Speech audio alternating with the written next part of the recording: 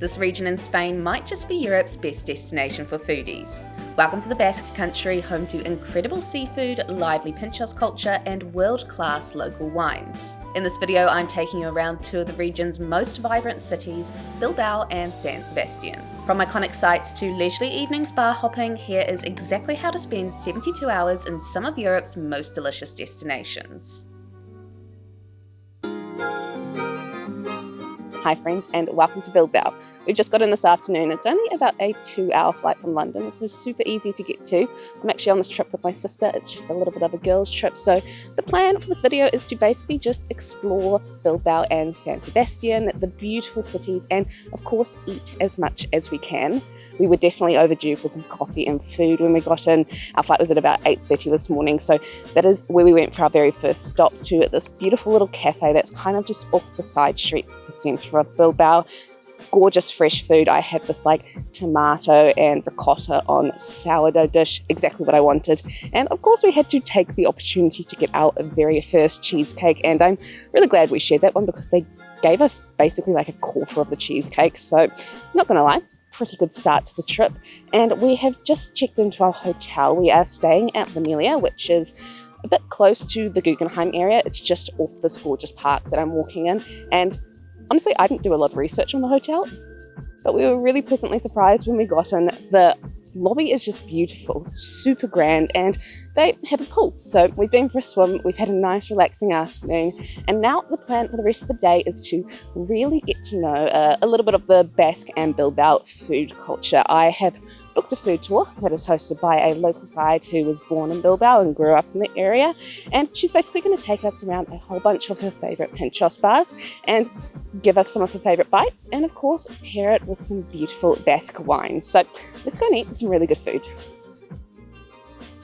I'm going to make a bold claim. This food tour made me fall in love with Basque food culture, and let me tell you why. Our guide Irene was an absolute expert. She took us on the perfect chiquito, the traditional Basque custom of hopping from bar to bar, enjoying small glasses of wine alongside bite-sized pintxos. This wasn't just about eating, it was about immersing ourselves in the social heart of Basque culture.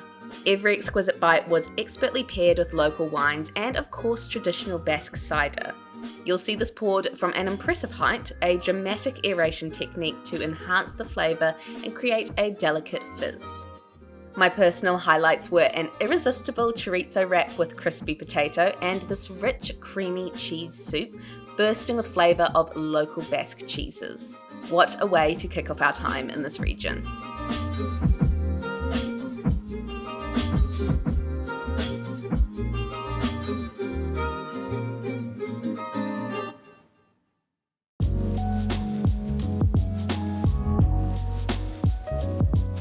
It is day 2 in Bilbao and we have got another beautiful blue skies day, so we're off to go and get some breakfast, a really good coffee, and then we are going to go to the Guggenheim, have a look at some art and just explore around the area. The architecture looks beautiful, so I cannot wait to see it properly.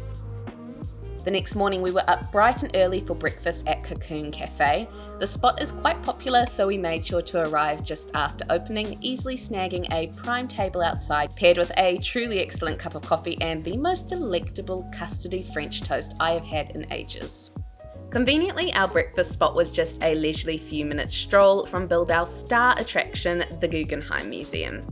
This isn't just any building, it's a masterpiece designed by the visionary Frank Gehry, and it played a key part in transforming Bilbao's bustling industrial port to the thriving cultural destination it is today.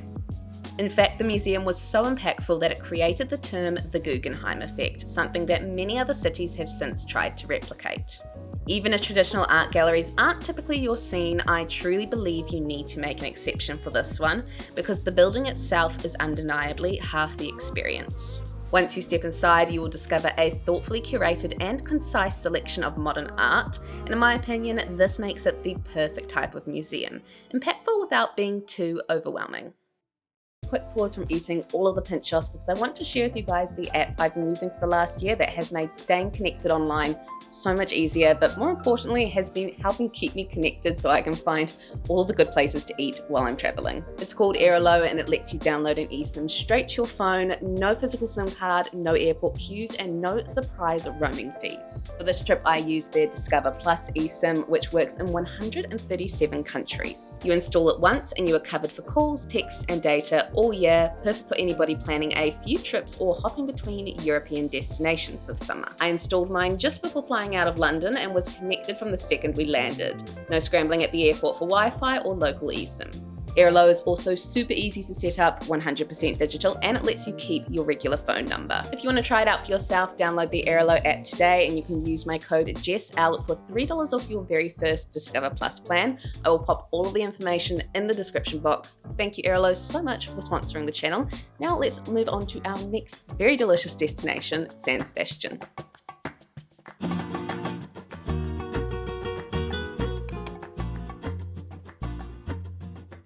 Alright, we are kicking off the San Sebastián leg of this video, and now I am so excited for this city because it is just known in general as one of the most delicious cities in Europe. I believe the region has the most Michelin stars per capita, so if you're a foodie, this is a place to definitely have on your bucket list. It's very easy to get here. You can just grab a bus from Bilbao or from Bilbao Airport.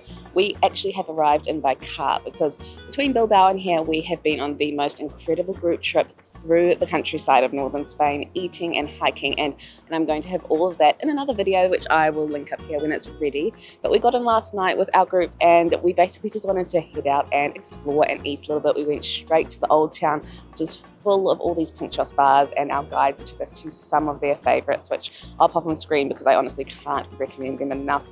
The food was so good, so many little bites to try, some really good local wine, and of course just the vibe. And I think that's really what is important in pintxos bars, is that everybody's there to catch up, chat and have a good time. So I don't think we could have asked for a better first evening in the city.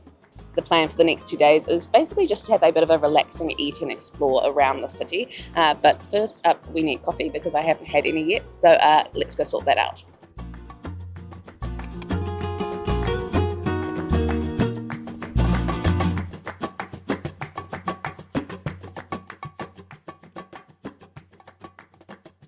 Lunch was at none other than Bar Ganbara, a name instantly recognisable to foodies as a true favourite of the legendary Anthony Bourdain. Stepping inside, you instantly understand the essence of why Bourdain adored this place. The sprawling open counter overflowing with fresh seasonal produce and the easy chatter between the servers and the customers. Their iconic dish is these seasonal mushrooms with a glistening egg yolk, and let me tell you, it is truly as heavenly as everyone says. Next up, we took a leisurely stroll through the charming streets to La Concha Beach. Now, city beaches can often be a mixed bag in Europe, but this one, without a doubt, is one of the most beautiful and pristine urban beaches I have been to. We simply loved wandering along the elegant promenade and admiring the intricate masterpieces created by the sand artists. We spent the afternoon on a quiet bench next to some musicians, simply watching the world go by and enjoying the sunshine that did decide to make an appearance in the end. As the weather turned, we headed to the impressive Congress Centre for dinner.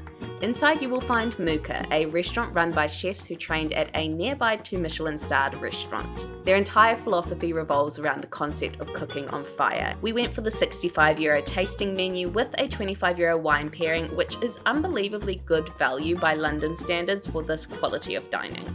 From the delicate seasonal white asparagus to the smoky razor clams and a unique roasted peach dessert with vinegar, I just loved everything about this meal. It's definitely one for the books.